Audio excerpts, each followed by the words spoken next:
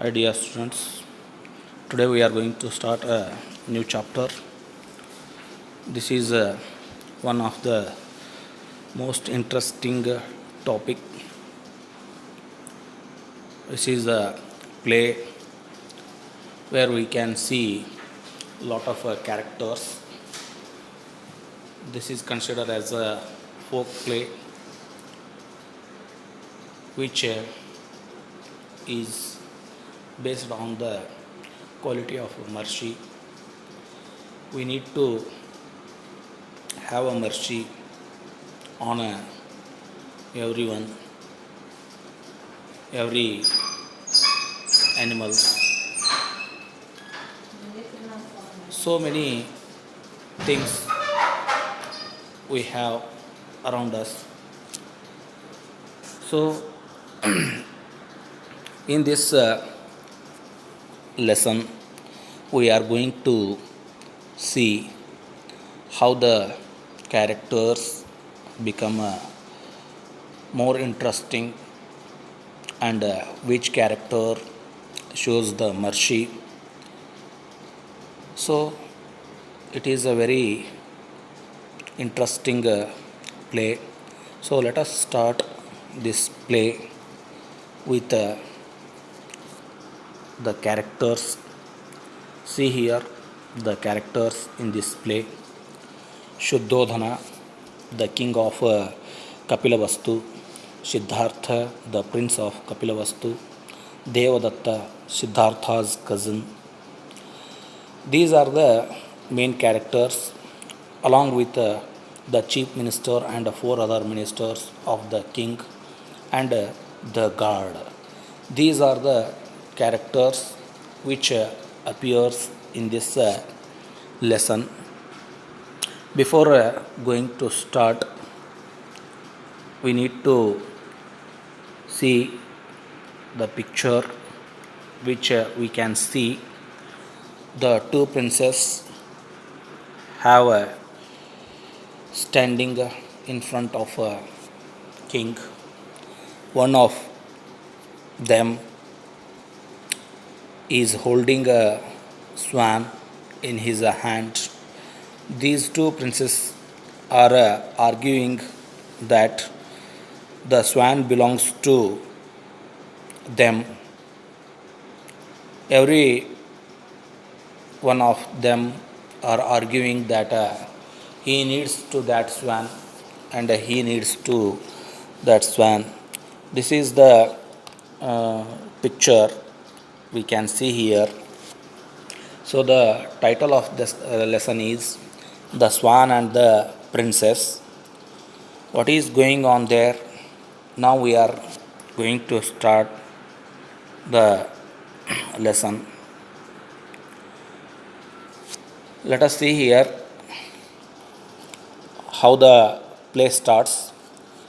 King Shuddhodhana is sitting on his throne. His ministers are sitting around him. The chief minister is saying something to him. Just then the guard enters and bows to the king. ಇವತ್ತು ನಾವು ಅತ್ಯಂತ ಆಸಕ್ತಿಭರಿತವಾದಂತಹ ಒಂದು ಅಧ್ಯಾಯವನ್ನು ಪ್ರಾರಂಭ ಮಾಡ್ತಾ ಇದ್ದೀವಿ.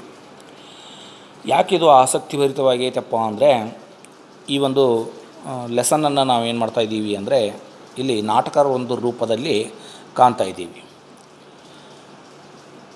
ಇದು ಎಂತಹ ಒಂದು ನಾಟಕಪ್ಪ ಅಂದರೆ, ಇದನ್ನು ಜಾನಪದ ನಾಟಕ ಅಂತ ಹೇಳಿ ಇಲ್ಲಿ ಕೊಡಲಾಗಿದೆ. Folk play. ಫೋಕ್ ಅಂದರೆ ಜಾನಪದ ನಾಟಕ ಅಂತ ಹೇಳಿ ನಾವು ಇದನ್ನು ಕಾಣ್ತಿದ್ದೀವಿ. ಏನು ಇದರ ಒಂದು ಗೂಢಾರ್ಥ ಏನಪ್ಪ? ಈ ಒಂದು ಲೆಸನ್ನಲ್ಲಿ ನಾವು ಏನನ್ನು ಕಾಣ್ತೀವಿ? ದಯೆ ಅನ್ನುವಂತಹದ್ದು ಎಂತಹ ಒಂದು ಗುಣ ಅನ್ನುವುದನ್ನು ನಾವು ಕಾಣ್ತೀವಿ. ಕ್ವಾಲಿಟಿ ಆಫ್ ಮರ್ಷಿ ಅಂದರೆ ದಯೆ. ಆ ದಯೆ ಅನ್ನುವುದನ್ನು ನಾವು ಯಾವ ರೀತಿಯಾಗಿ ಇಲ್ಲಿ ಕಾಣಲಿಕ್ಕೆ ಸಾಧ್ಯ ಅನ್ನುವುದನ್ನು ಈ ಒಂದು ನಾಟಕದ ರೂಪದಲ್ಲಿರುವಂತಹ ಒಂದು ಪಾಠದಲ್ಲಿ ಕಾಣ್ತೀವಿ. ಪ್ರತಿಯೊಬ್ಬ ಮನುಷ್ಯನಲ್ಲಿಯೂ ಈ ಒಂದು ಗುಣ ಇರಬೇಕು ಅನ್ನುವುದನ್ನು ಪ್ರತಿಯೊಂದು ಜೀವಿಯ ಮೇಲೆ ನಾವು ಏನಪ್ಪ ಅಂದರೆ ಕರುಣೆಯನ್ನು ತೋರಬೇಕು.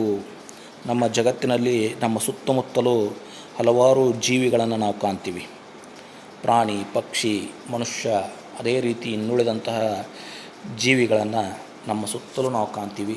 ಅಂಥವುಗಳ ಮೇಲೆ ನಾವು ಯಾವ ರೀತಿಯಾಗಿ ಕರುಣೆಯನ್ನು ತೋರಬೇಕು, ಆ ಕರುಣೆ ಅನ್ನುವಂತಹದ್ದು ಎಂತಹ ಒಂದು ದೊಡ್ಡದಾದಂತಹ ಒಂದು ಗುಣ ಅನ್ನುವುದನ್ನು ಈ ಒಂದು ಅಧ್ಯಾಯದಲ್ಲಿ ನಾವು ನೋಡ್ತಾ ಇದ್ದೀವಿ.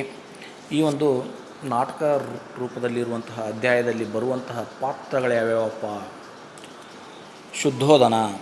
ಶುದ್ಧೋಧನ ಅನ್ನುವಂಥ ಒಂದು ಕ್ಯಾರೆಕ್ಟರ್ ಬರುತ್ತೆ.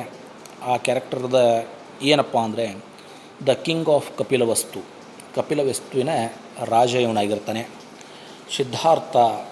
ಸಿದ್ಧಾರ್ಥ ಯಾರಪ್ಪ ಅಂದರೆ ಕಪಿಲವಸ್ತುವಿನ ಯುವರಾಜ, ಅಂದರೆ ಶುದ್ಧೋಧನನ ಮಗ ಅವನು. ಹಾಗಾಗಿ ಅವನನ್ನು ಯುವರಾಜ ಅಂತ ಹೇಳಿ ಕರೆಯಲಾಗುತ್ತೆ. ಅದೇ ರೀತಿ ದೇವದತ್ತ ಅನ್ನುವಂತಹದ್ದು ಇನ್ನೊಂದು ಪಾತ್ರ. ಇದು ಯಾರಪ್ಪ ಅಂದರೆ ಸಿದ್ಧಾರ್ಥನ ಸಹೋದರ, ಕಜಿನ್ ಅಂದರೆ ಇಲ್ಲಿ ಏನಪ್ಪ ಅಂದರೆ ಸಂಬಂಧಿ ಸಹೋದರ ಅಂತ ಹೇಳಿ ನಾವು ಹೇಳ್ತೀವಿ. ಅದೇ ರೀತಿ ಇನ್ನುಳಿದಂತಹ ಪಾತ್ರಗಳು ಯಾವ್ಯಾವಪ್ಪ ಅಂದರೆ chief minister and 4 other ministers of the king, ಮುಖ್ಯ ಮಂತ್ರಿ ಮತ್ತು ಇನ್ನುಳಿದಂತಹ 4 ಜನ ಮಂತ್ರಿಗಳನ್ನು ನಾವಿಲ್ಲಿ ಕಾಣ್ತೀವಿ. ಅದೇ ರೀತಿ ಒಬ್ಬ ಕಾವಲುಗಾರ, ದ ಗಾರ್ಡ್ ಅಂದರೆ ಕಾವಲುಗಾರ.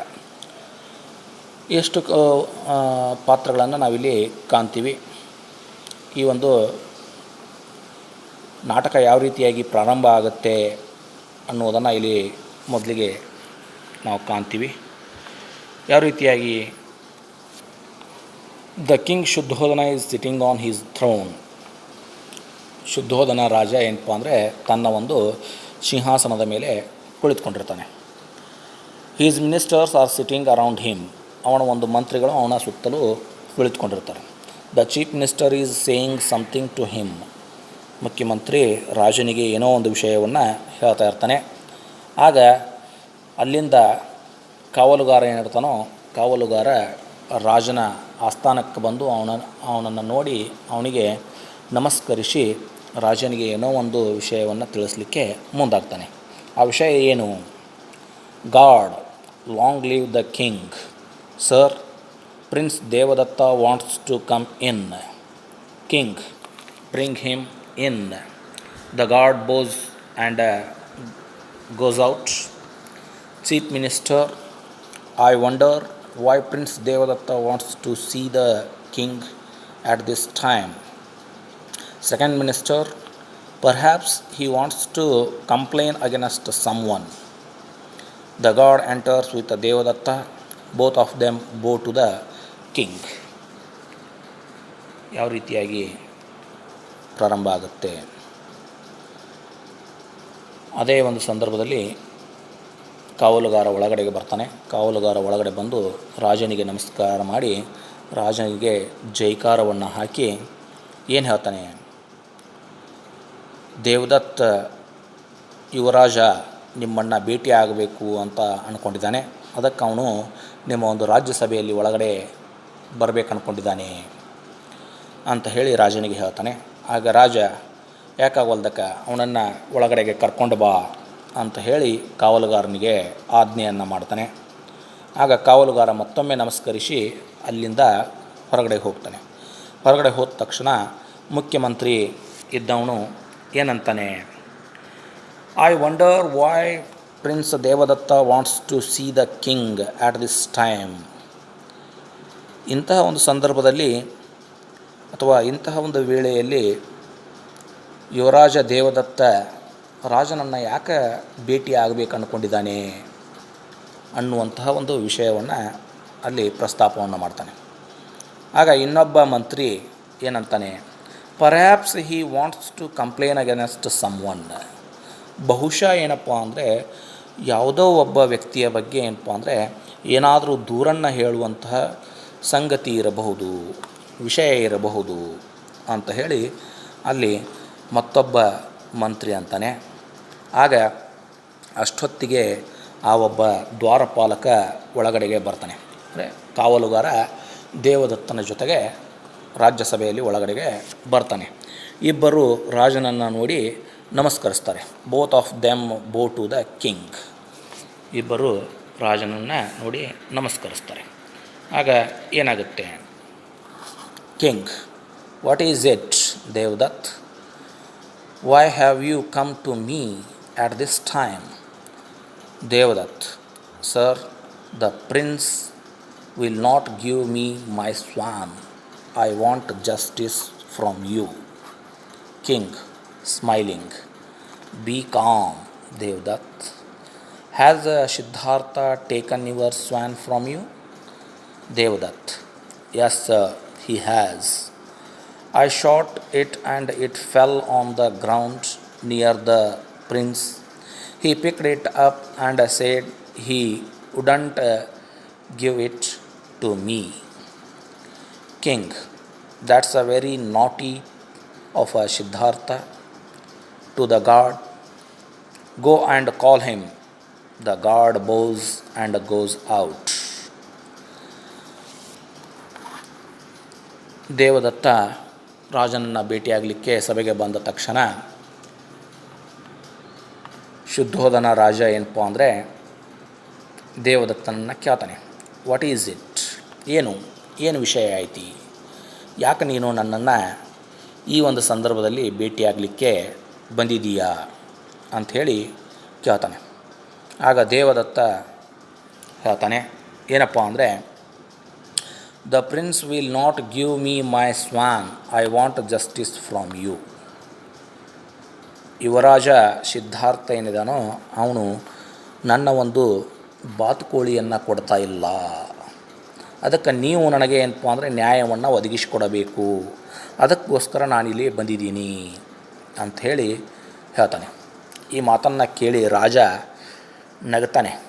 ನಕ್ಕು ಸ್ವಲ್ಪ ಏನಪ್ಪ ಅಂದರೆ ಸಮಾಧಾನವಾಗಿರು, ಬಿ ಕಾಮ್, ಶಾಂತವಾಗಿರು ದೇವದತ್ತ ಅಂತ ಹೇಳಿ ಹೇಳ್ತಾನೆ. ಹೇಳ್ತಾ ಅವನನ್ನು ಪ್ರಶ್ನಿಸ್ತಾನೆ, has a Siddhartha taken your swan from you? Siddhartha ಏನಪ್ಪ ಅಂದರೆ ನಿನ್ನ ಒಂದು ಸ್ವ್ಯಾನನ್ನು ನಿನ್ನಿಂದ ಕಸಿದುಕೊಂಡನು ಅಂತ ಹೇಳಿ ಕೇಳಿದಾಗ ದೇವದತ್ತ ಹೇಳ್ತಾನೆ, ಎಸ್ ಸರ್, ಹಿ ಹ್ಯಾಸ್. ಹೌದು, ಅವನು ನನ್ನ ಏನಪ್ಪ ಅಂದರೆ ಬಾತುಕೋಳಿಯನ್ನು ನನ್ನಿಂದ ಕಸಿದುಕೊಂಡ ಅಂತ ಹೇಳ್ತಾನೆ. ಹೆಂಗೆ? I shot it and it fell on the ground near the prince. ನಾನು ಬಾತುಕೋಳಿಯನ್ನು ಏನಪ್ಪ ಅಂದರೆ ಬಾಣದಿಂದ ಹೊಡೆದೆ. ಆ ಬಾತುಕೋಳಿ ಏನಪ್ಪ ಅಂದರೆ ಏನು ಸಿದ್ಧಾರ್ಥ ಇದ್ದೋ ಅವನ ಪಕ್ಕದಲ್ಲಿ ಅದೇನಪ್ಪ ಅಂದರೆ ಬಿದ್ದ ಕೂಡಲೇ ಏನಪ್ಪ ಅಂದರೆ ಸಿದ್ಧಾರ್ಥ ಅದನ್ನು ಎತ್ಕೊಂಡ.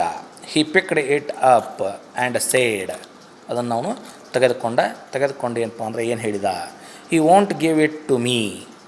ಅವನು ಅದನ್ನು ನನಗೆ ಕೊಡುವುದಿಲ್ಲ ಅಂತ ಹೇಳಿದ ಅಂತ ಹೇಳಿ ರಾಜನ ಮುಂದೆ ಏನಪ್ಪ ಅಂದರೆ ತನ್ನ ಒಂದು ದೂರನ್ನು ಹೇಳ್ತಾನೆ. ಆಗ ರಾಜ, that's a very naughty of Siddhartha.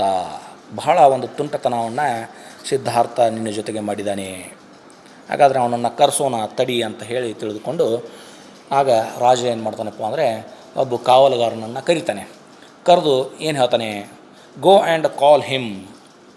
ಹೋಗು, ಸಿದ್ಧಾರ್ಥನನ್ನು ಕರೆದುಕೊಂಡು ಬಾ ಅಂಥೇಳಿ ಹೇಳ್ತಾನೆ.